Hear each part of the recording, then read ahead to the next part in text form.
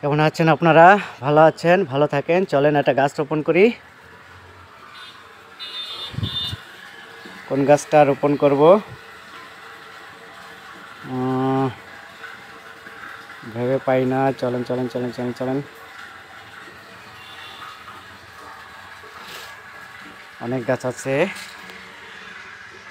লোরাস, হ্যাঁ, এটা রোপণ করি। এটা রোপণ করা যাক। এটার নাম আপাতত জানাতে পারছি না বলে দুঃখিত। সময় হলেই জানতে পারবেন এটার নাম কি। এই পাত্রে রোপণ করব। মাটিতে দিছি ভার্মি কম্পোস্ট 40%, কোকোপিট 20%, আর মাটি 40%। ব্যাস হয়ে গেল।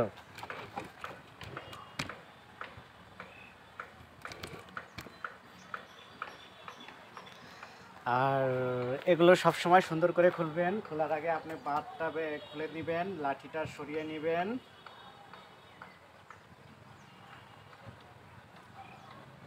এবং মাটি যাতে না ঝরে সেভাবে সুন্দর করে খুলে নেবেন। যেমন এটা সরিয়ে দিলাম, এটা দরকার নাই। তবে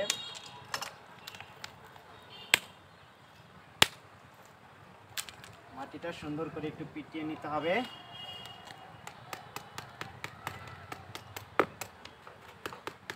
যাতে সুন্দরভাবে খুলে যায় এবং নিচ দিয়েও। ব্যাস, এখন এইভাবে ধরুন, টাইট করুন এবং আস্তে করে টান দেন। দেখছেন নতুন শিকড় চলে আসছে অলরেডি। এবার এভাবে করুন এবং সুন্দর করে রেখে দিন। ব্যাস হয়ে গেল। কখনই একেবারে জাতা দিবেন না, লাড়াচাড়া বেশি করবেন না, একবার সুন্দর করে রেখে দিবেন। রেখে দিলে আপনার ঠিকঠাক মতো হবে। যদি আপনার কোনো ঝামেলা হয় তাহলে গাছটা অসুস্থ হয়ে যেতে পারে।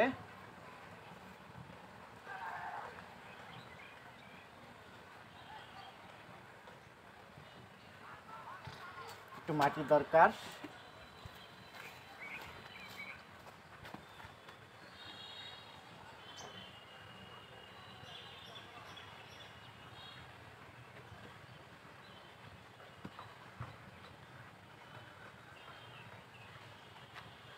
এই